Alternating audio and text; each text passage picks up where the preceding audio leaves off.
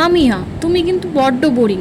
আমি বোরিং? সারাদিন মেশিনের মতো কাজ করে বেড়াচ্ছি তবুও তোর আমাকে বোরিং মনে হচ্ছে? হ্যাঁ, কারণ তুমি রান্নাগুলো করো বোরিং বোরিং, কিন্তু আমি তোর মায়ের পছন্দের রান্নাগুলোই করার চেষ্টা করছি। সো হোয়াট, আমার পছন্দেরগুলো তো করছো না। তোর দিদুনি বলেছে আমার মেয়ে আসছে প্রায় 2 বছর পর, তাও মাত্র 15 দিনের জন্য। সকাল বিকেল রাত্রি যা রান্না হবে সবই যেন ওর ইচ্ছেতেই হয়। আমি অত বুঝি না মামিয়া, তুমি আমার রোজ চিকেন মাটনের ঝোল ঝাল এসব খাওয়াচ্ছ, সাথে ঘাস পাতা তো আছেই। আমার এসব মোটেই পছন্দ না। তাহলে তুই বল তোর কি পছন্দ? আমার তো পিৎজা ভালো লাগে, চিকেন মোমো, চিকেন সাটে এসবই ভালো লাগে। ধুর পাগল, এসব কি আবার দুপুরবেলায় কেউ খায়? হ্যাঁ তুমি বানিয়ে দেখো না, আমি খেয়ে নেব। ঠিক আছে, তবে তোর ভাগের চিকেনটা দিয়ে আজ তোকে চিকেন সাটে বানিয়ে দেবো। তোকে হেল্প করতে হবে কিন্তু। কি হেল্প বলো? প্রথমত দিদুনের কাছে পারমিশন নিয়ে আয় যে আমি রান্নার শেষে তোর জন্য চিকেন সাটে বানাবো। যদি রাজি হয় তবে ভেজিটেবলসগুলো তোকেই কাটতে হবে।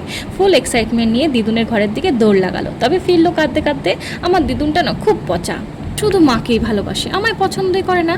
আচ্ছা বাবা আচ্ছা, এসব বলতে নেই। বিকেলের দিকে সবাই যখন ঘুমোবে আমি তোমায় চুপ করে বানিয়ে দেব, তবে দুপুরে তোমায় ভাতটা কিন্তু খেতেই হবে। ডিল ডান?